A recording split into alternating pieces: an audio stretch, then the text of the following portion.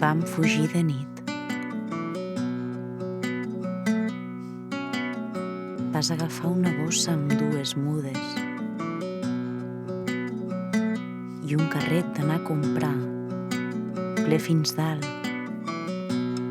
dels teus silencis i ferides. I jo, un cotxet de nines.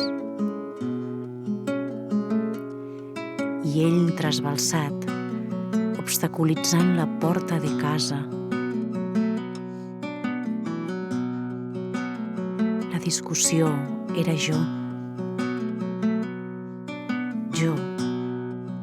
i les pastilles que no volies prendre.